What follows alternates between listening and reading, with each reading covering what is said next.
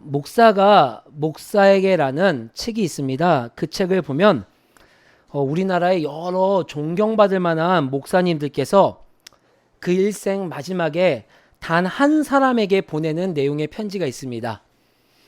그 편지의 대상 내용 받는 사람들 수신자를 보면요, 몇몇이 내가 존경하는 멘토 목사님도 계시고요, 혹은 내 아들, 내 자녀가 있기도 하고요, 혹은 동역자들이 있기도 합니다. 그분들에게 한 분 한 분들에게 자신의 일생의 목회 여정 가운데 남기고 싶은 이야기를 기록한 책이 목사가 목사에게라는 책인데, 그 면면을 살펴보면 목회의 여정이 결코 쉽지 않구나라는 것을 생각해보는 시간을 갖게 되었었습니다. 그 중에 지금도 여전히 미국에서 왕성히 활동하시는 한 목사님께서 그 아들 목사에게 편지한 내용을 여러분들과 함께 나누고자 합니다. 아버지 목사님은 어려서부터 교인들의 주목을 받는 아들에게 한 번도 목회, 신학의 길을 물어보지 않았었습니다. 왜냐하면 아버지가 그 아들에게 그 목회를 할 것이니 신학을 갈 것이니라고 물어보지 않아도 그 아이를 둘러싼 수많은 아이를 사랑하는 성도님들이 시시때때로 그 자녀에게 묻기 때문입니다. 아이고, 아들 목사 언제 목사님 될 거야? 언제 신학 공부할 거야? 아버님이 이렇게 기도하고 아버님이 이렇게 훌륭한 목회하는데 아들도 이렇게 목회해야지 라는 수많은 성도님들의 사랑 어린 이야기를 자녀에게 하는 것을 보았기 때문에 아버지 목사님은 그 아들이 장성할 때까지 단 한 번도 목회와 신학에 대한 이야기를 묻지 않았다고 합니다. 그런데 시간이 흐르고 흘러 그 아들 목사님께서 결국엔 하나님의 콜링을 받고 하나님의 부르심을 받고 자신 스스로 목회자의 길을 가야겠다라는 결단을 하게 됩니다. 하지만 그 아들이 목회하는 미국의 현장은 너무나도 어려웠습니다. 오늘날 한국에서 개척을 해서 하는 우리 봉천동과 장안동의 현장보다 더 어렵다고 이야기를 하고 있습니다. 아들이 첫 개척지로 가서 개척 목회를 시작하였습니다. 그렇죠? 여기 벌써 이 개척교회 목사가 2명이나 모인 위대한 교회가 여기서 오늘 예배가 드리고 있는데요. 아들이 첫 개척지로 가서 개척 목회를 하는데 보기 좋게, 이런 말이 맞을지 모르겠습니다. 하지만 책의 내용 그대로 여러분께 소개를 해드리고자 하면은 보기 좋게 실패했습니다. 그리고 그 개척지에서 나와서 부교역자의 자리를 알아보는 가운데 아버지 목사님이 그제서 알게 됐어요. 아들 목사의 친구들이 목회자의 현장에서 부교역자의 현장이 얼마나 고달프고 얼마나 이민교회 현장이 어려운지 수많은 아들 친구 목사들이 목사직을 내려놓고 목사직을 포기하고 교회를 나가서 현장에서 자기의 일을 하고 있는 일들이 비일비재하다라는 것을 아버지 목사님이 알게 되었어요. 제가 이 목사님의 실명은 언급하지 않지만 궁금하시면은 목사가 목사에게라는 책을 꼭 사보세요. 너무 좋습니다. 제가 그 실명을 언급하진 않지만 실은 이 목사님은 제게도 많은 영성적인 면에서 영향을 주신 훌륭한 분입니다. 여러분, 그런 아버지 밑에서 아버지 신앙의 영향을 받고 목회 현장에 뛰어들었다면 많은 사람들은 그 아들이 가는 목회의 현장과 그 길이 잘 풀릴 것이라고 예상할 것입니다. 아버지로부터 받은 신앙의 유형 재산과 무형 그 자산, 그리고 어느 정도 아버지의 이름만 가지고 있어도 큰 힘이 될 수 있는 목회 현장.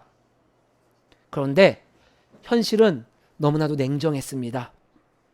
그 위기의 상황을 겪은 아들에게, 실패를 경험한 아들에게 다시 부교역자의 자리로 가고 내 친구들은 목회 현장에서 다 떠난 그 아들에게 아버지가 이런 편지로 글을 마무리합니다. 아들아, 그렇고 그런 목회 현장에서 그렇고 그런 목사가 되어라. 여러분, 이 말의 의미는 여러 가지 해석이 될 수 있지만 제가 이 말을 보는데 이런 해석이 되더라고요. 위기의 현장 속에서 그 위기를 내버려 두고 그 위기를 나 몰라라 하는 것이 아니라 그 위기와 함께 여정을 떠나는 목사가 되어라. 그렇고 그런 목사, 위기 속에서 허우적거리는 목사죠. 수많은 목사들이 그 위기를 돌파하려고 합니다. 그리고 수많은 목사들이 그 많은 교회, 그 이전 선배 교회들이 했었던 것처럼 부흥과 성장을 향하여 나아가려고 하기도 합니다. 하지만 이 목사님께서는 그런 길로 나가는 것이 아니라 아들이 머물고 있는 그 자리, 위기의 그 자리, 그렇고 그런 자리에서, 그 현장에서, 위기 가운데서 하나님께서 하시는 일을 바라보고 그곳에서 살아내라 라는 얘기로 이야기가 마치게 됩니다. 여러분, 어디 목회 현장, 목회자만 그렇습니까? 여러분이 살아가는 삶의 자리가 한번 생각해 보세요. 어디 한 번이라도 탄탄대로로 나의 가는 그 길이 고속도로에 위에 있었던 적이 있었습니까? 항상 위기가 동반되는 삶을 살아가는 것이 우리 그리스도인의 모습입니다. 무엇 하나가 잘 되는 것 같으면 또 하나의 문제가 튀어나옵니다. 그 문제를 잘 수습해서 잘 마무리해서 잘 덮어놓은 것 같으면 생각지도 않은 곳에서 또 하나의 문제가 튀어나옵니다. 그 모든 문제를 잘 해결해 놓은 것 같으니 이제는 내 목숨과도 같은 가까운 사람들에게 위기가 일어납니다. 그렇습니다. 우리가 살아가는 삶의 자리에서는 항상 위기가 존재합니다. 왜 그럴까요? 오늘 성경의 말씀은 저희들에게 명확하게 말씀해주고 있습니다. 하나님은 그 위기를 통해서 일을 하시기 때문입니다. 조금 다르게 표현하면 하나님께서는 때로는 그 위기를 통하여 주의 일을 완성하시는 분이기 때문입니다. 그런데 저를 포함하여 많은 경우가 그 위기가 우리 앞에 닥치게 되면 혼란스러워하고 그리고 나서 제일 먼저 나를 학대하기 시작합니다. 내가 뭔가 부족해서? 내가 무엇인가를 남들보다 탁월하게 하지 못해서? 결격 사유가 있어서 이런 위기가 닥친 것 아닌가? 왜 나에게만 이런 일이 닥치는 것이지? 혹 하나님께서 지금 나에게 원하시는 일이 아닌가? 하는 수많은 부정적인 생각들로 우리 스스로를 우리가 학대하기 시작합니다. 그리고 최악의 결정을 합니다. 그 위기 바깥으로 떠납니다. 그 위기 자체를 외면하게 됩니다. 길과 진리 교회는 2024년 말씀과 함께하는 한 해로 정했습니다. 그 이유는 여러 수많은 이유들이 있지만 성경 말씀 가운데 우리 삶에 놓이는 그 위기를 대하는 바른 태도가 성경 말씀에 나오기 때문입니다. 내가 배웠었던, 내가 들었었던 아니면 세상의 아주 수려한 지혜와 지식으로 나의 위기를 대하는 것이 아니라 성경 말씀 가운데 하나님께서 그 위기 가운데 어떻게 일을 하셨는지, 하나님의 사람들은 그 위기 가운데 위기를 어떻게 대했는지를 내가 말씀을 눈으로 보고 내가 말씀을 읽고 들음으로 내가 어떠한 자세를 가져야 되는지 알 수 있기 때문입니다. 성경 속 하나님의 사람들은 결코 자신에게 닥친 위기를 외면하거나 떠나지 않았습니다. 여러분, 그 대표적인 인물을 생각해 보면 바로 꿈쟁이 요셉이 있습니다. 우리 요셉을 한번 살펴볼까요? 창세기 41장 29절부터 30절의 말씀인데 오늘 제가 설교 가운데 함께 나누는 말씀은 표준 세번역 성경 버전으로 여러분들과 함께 말씀을 나누고자 합니다. 우리 아이들도 조금 더 쉽게 이해할 수 있는 구절인데요. 창세기 41장 29절 30절 우리 앞에를 보고 함께 읽어보겠습니다. 시작! 앞으로 올 7해 동안에는 온 이집트 땅에 큰 풍년이 들 것입니다. 그런데 곧 이어서 7해 동안 흉년이 들 것입니다. 그렇게 되면 이집트 땅에 언제 풍년이 있었더냐는 듯이 지나간 일을 다 잊어버리게 될 것입니다. 그리고 기근이 이 땅을 황폐하게 할 것입니다. 아멘. 요셉은 하나님께서 일을 하실 때 그 여정 가운데 위기가 있다는 것을 알고 있었습니다. 그렇기 때문에 그의 인생 가운데 전무후무한 7년간의 흉년이라는 하나님의 예언적인 꿈을 꾸었을 때 하나님 앞에 금식하며 하나님 앞에 무릎 꿇고 하나님, 우리 앞에 놓이는 이 7년 흉년을 떠나게 하여 주시옵소서, 하나님 이 7년 흉년을 없어지게 하여 주시옵소서 기도하지 않았습니다. 오히려 7년 풍년과 7년의 흉년을 통하여 하나님이 어떻게 일하시는지를 지켜보고 하나님께서 그 일하시는 것에 자신에게 주신 깜냥과 지혜도로 동참하는 모습을 보여주었습니다. 요셉은 주님께서 주님이 하시는 일에 우리를 초청할 때 우리가 생각하지도 못한 위기들이 닥친다라는 것을 말씀해주고 있습니다. 오늘 저와 여러분들이 함께 읽은 사도행전의 말씀은 지극히 잔잔한 어투와 문장과 문맥으로 쓰였습니다. 하지만 오늘 바울과 선교팀은 큰 위기를 겪고 있는 상황입니다. 바나바와 바울은 이 사도행전 15장과 16장 직전에 의견 대립으로 인하여 서로 다른 선교팀을 만들어 각자의 선교지로 떠난 상황입니다. 바나바도 그렇고 바울과 선교팀도 그렇고 무탈하게 선교가 잘 진행되고 있었습니다. 사람들이 은혜도 받고요, 교회가 든든히 세워져 나가기도 하고요, 선교팀 역시도요, 하나님이 일하시는구나라는 하나님의 은혜를 경험하기도 하는 놀라운 은혜의 연속을 경험하고 있는 순간이었습니다. 그런데 그들에게 큰 위기가 나타나게 되었습니다. 우리 사도행전 16장 6절 7절 말씀 함께 읽어보겠습니다. 시작. 아시아에서 말씀을 전하는 것을 성령이 막으심으로 그들은 부르기아와 갈라디아 지방을 거쳐가서 무시아 가까이 이르러서 비두아니아로 들어가려고 하였으나 예수의 영이 그것을 허락하지 않으셨다. 아멘. 더 이상 하나님께서 바울과 그 선교팀이 일하는 것을 원하지 않으시는 것 같다라는 생각이 들 정도의 위기가 그들 앞에 닥치게 되었습니다. 정말 큰 위기였습니다. 실은 다른 사람들이 볼 때 한국 교회, 또 지금 우리가 몸담고 있는 많은 교회들이 위기의 모습일 수도 있습니다. 마치 예수의 영이 교회의 길을 막는 것 같고 성령님이 우리의 모든 길을 막아서 목사들은 탈진에 이르게 되었고 교인들도 어떠한 힘도 없는 그러한 위기의 모습들을 우리 모두가 교회하면 떠오르는 이미지가 될 수도 있습니다.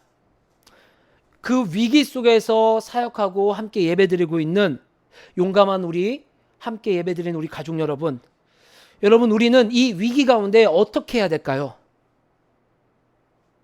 요셉도 위기를 겪었고 바울과 선교팀도 지금 위기를 겪고 있습니다. 오늘 바울과 선교팀을 통하여 성경은 우리에게 두 가지를 말씀해 주고 있습니다. 첫 번째, 위기를 두려워 말아야 합니다. 바울과 선교팀은 적잖게 당황스러운 일을 만납니다. 그렇게 간절히 기도하며 출발한 선교 여행이었는데 길이 막혀도 너무 막히는 거예요. 그런데 그것이 어떤 내부적인 외부적인 문제를 뛰어넘어 우리가 그렇게 믿고 우리가 그렇게 주의 음성을 듣고 그 일에 동참하기 원하였던 하나님께서 그 일을 직접 막으시는 것입니다. 이러한 비슷한 위기 가운데 저 개인적으로는 이 위기가 경험될 때마다 늘 새롭습니다. 이 위기를 하나 통과하고 나면 어느 정도 굳은 살이 배겨서 요 정도 위기면은 뭐 내가 거뜬히 이겨나갈 수 있겠지라고 생각할 때 비슷한 위기가 내 앞에 놓이게 되면 여지없이 무너지게 되는 저희 연약함을 보게 됩니다.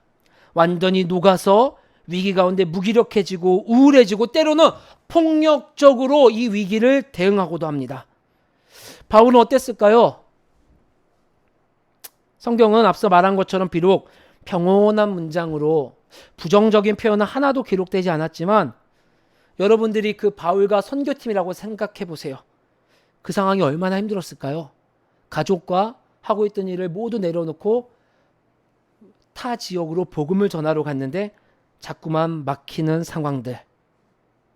그런데 여러분, 그럼에도 불구하고 성경은 오늘 저희가 읽은 이 문맥 가운데 단 한 구절도 부정적인 표현을 기록하지 않았습니다.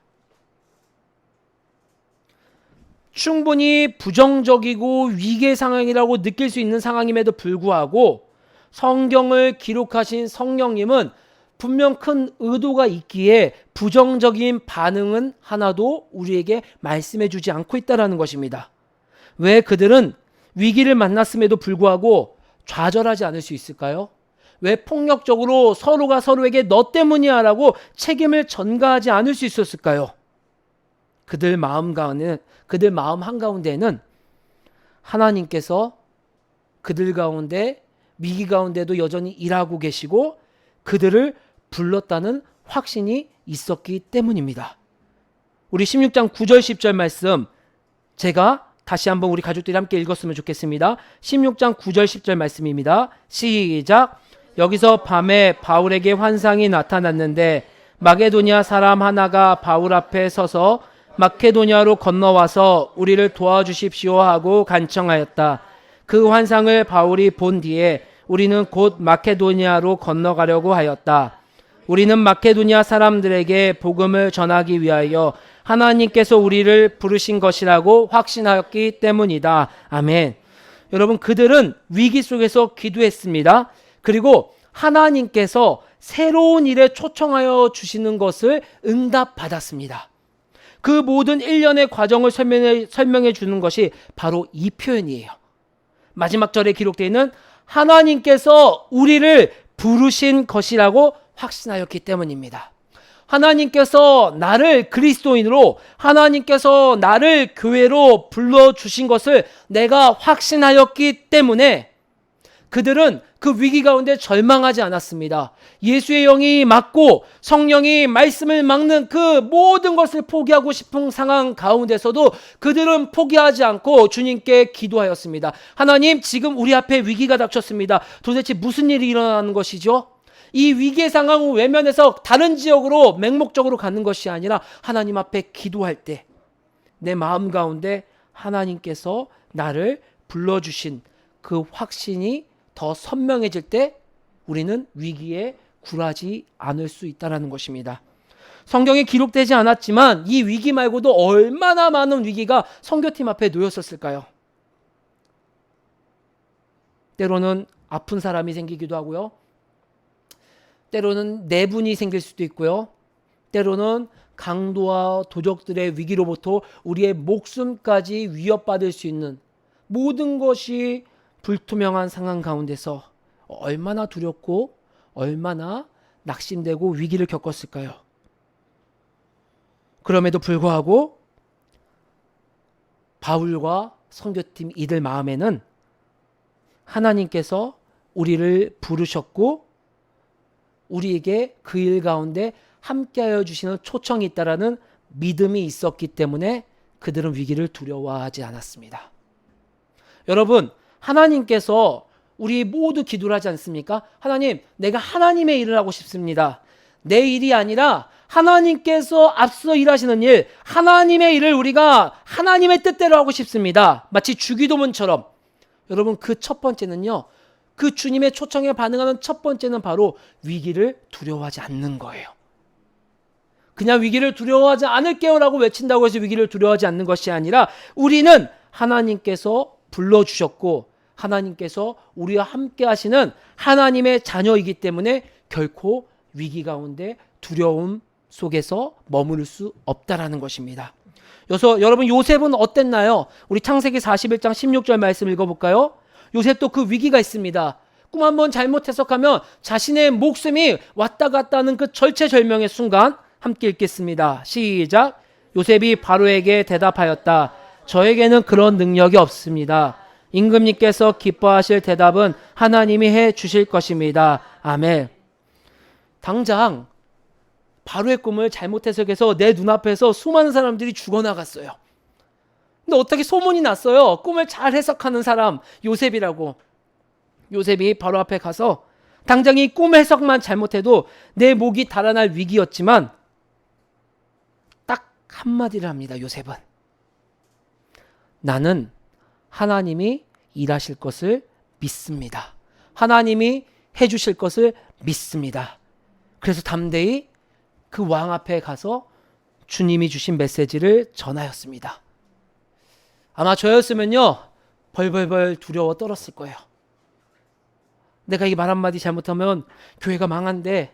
내가 이 말 한마디 잘못하면 우리가 살고 있는 집에서 쫓겨날 수 있대. 내가 말 한마디 잘못하면은 이 교계의 이 좁은 마당에서 내가 안매장 당할 수 있대. 라는 그 얘기, 그 두려움이 저로 하여금 벌벌 떨게 할 수 있을지 모릅니다.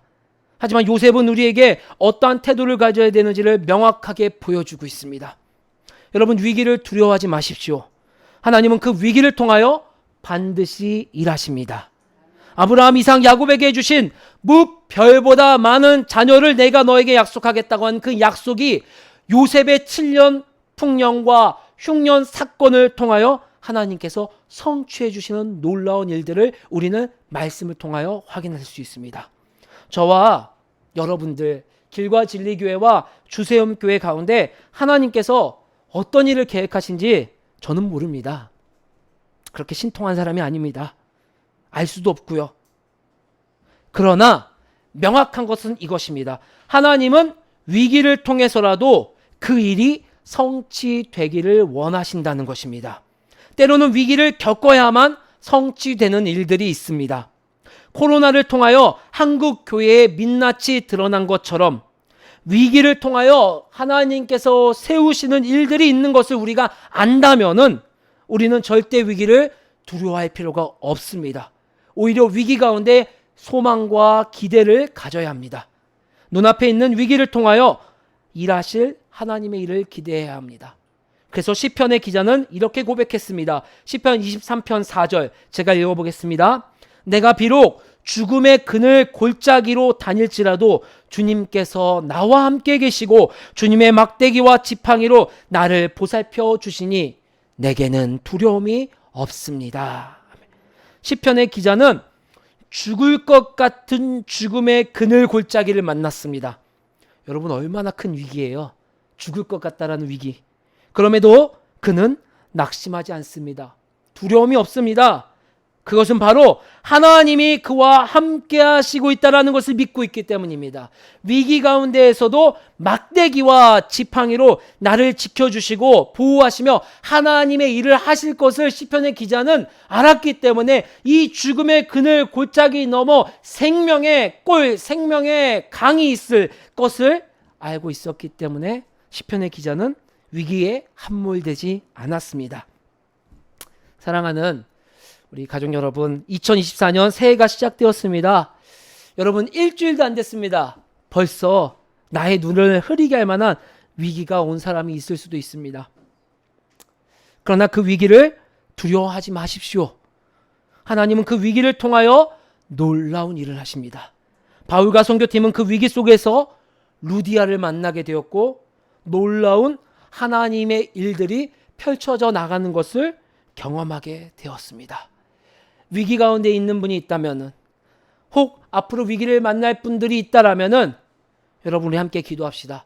그 위기 속에서 두려워하며, 아니 잠시 두려워하되 주님 소망으로 바뀔 수 있는 사람이 되게 하여 주시옵소서. 그래서 하나님은 교회로 우리를 불러주셨습니다. 서로 중보하고 격려하고 응원하여 그 위기 속에 함몰되지 말라고. 주님의 일에 초청받는 그 방법, 첫 번째, 위기를 두려워하지 마십시오. 두 번째로는 오늘 본문에서 명확하게 말씀해 주고 있습니다. 연대해야 합니다. 함께 해야 합니다. 16장 10절 말씀 우리 함께 읽어볼까요? 사도행전 16장 10절 말씀 시작. 그 환상을 바울이 본 뒤에 우리는 곧 마케도니아로 건너가려고 하였다. 우리는 마케도니아 사람들에게 복음을 전하기 위하여 하나님께서 우리를 부르신 것이라고 확신하였기 때문이다. 아멘. 여러분, 실은 사도행전 16장 10절 직전까지 사도행전의 말씀은 바울을 주어로 바울 중심으로 이야기가 진행이 되고 있었습니다. 그런데 이 위기를 기점으로 바울 중심에서 공동체 주어로, 공동체 중심으로 주어가 바뀌게 됩니다. 바울과 바나바가 받았던, 개인이 받았던 하나님의 마음을 이제는 그 위기 가운데서 우리가 동일하게 받고, 동일하게 우리가 기도하고 우리가 분별하여 바울의 부르심으로 끝나는 것이 아니라 우리의 부르심이 된 것이 10절부터 이어지는 여정의 시작이라는 것입니다. 여러분, 교회는 예수님이 머리 되십니다. 그리고 목사를 포함한 모든 성도는 지체의 각 부분입니다. 교회는 목사 혼자서 꿈꾸고 끌어갈 때 큰 위기를 만나게 됩니다. 결코 그 혼자서는 돌파할 수 없는 위기 속에서 목회자도 탈진하고 교회도 탈진하게 되는 안타까운 상황을 겪을 수밖에 없습니다. 교회의 부르심이, 목회자에게 주신 하나님의 말씀 가운데 주신 그 부르심이 나의 부르심이 되고 우리의 부르심이 될 때 하나님께서 하시는 일을 교회가 할 수 있게 불러주셨다라는 것입니다. 바울과 선교팀이 우리가 되었을 때, 바울과 선교팀이 우리가 되었을 때 루디아를 만나게 되었습니다. 선교팀이 루디아와 우리가 되었을 때 선교팀 혼자서 하는 것이 아니라 선교팀이 그곳에 이방인으로서 하나님을 공경하긴 하지만 여자라는 연약한 단점을 가지고 있는 그 한 여인과 우리가 되어 동역할 때 빌립보 지역을 중심으로 온 유럽에 복음이 퍼져나가는 그 시작점이 되었다는 것을 우리는 기억해야 합니다. 예배당 안에 같이 있다고 우리가 되는 것이 아닙니다. 예수님이 나의 머리, 우리의 머리가 되실 때, 예수님이 바라보는 곳을 우리가 함께 바라볼 때, 예수님의 걸음이 향한 곳을 우리가 함께 향할 때 비로소 우리가 되는 것입니다. 그럴 때 하나님은 그 위기 가운데서 주님이 초청하시는 일을 분별하여 동참할 수 있게 해주시는 것입니다. 미국 캘리포니아 북쪽 해안가에 위치한 레드우드 국립공원에는요, 온 지구상에서 가장 높이 자라는 레드우드라는 나무가 있습니다. 한번 보여주시겠어요? 이 나무는요, 보통 길이가 60에서 70m 높이로 자라고 가장 많이 자라는 것은요 100m가 넘게 자라는 나무도 있습니다. 가장 오래된 나무는요 나이가 2400살 된 나무도 있어요. 다음 장 한번 보여주시겠어요? 보시죠. 얼마나 나무가 커요? 아이들이 이거 뭐 이렇게 할 수가 없는 큰 나무예요. 이게 바로 지구상에서 가장 큰 레드우드라는 나무입니다. 여러분, 보통 우리가 함께 읽었던 나무를 통한 인생을 배우는 그 책 가운데서도 기록이 되어 있지만, 나무가 처음 자랄 때는 성장 속도가 더디고 느립니다. 왜냐하면 나무가 자랄 수 있는 힘은 뿌리에서 그 힘이 공급받고 나무가 자랄 수 있기 때문에 뿌리가 깊이 내릴 수 있도록, 나무가 높이 자랄 수 있도록 뿌리를 깊게 내려지는데 오랜 시간이 걸리기 때문이에요. 이렇게 여러분 생각해 보세요. 키가 크고 큰 나무니까 뿌리는 얼마나 길고 얼마나 클까요? 아마 생각해도 적어도 60에서 70m 길이의 나무니 한 20-30m는 되지 않을까요?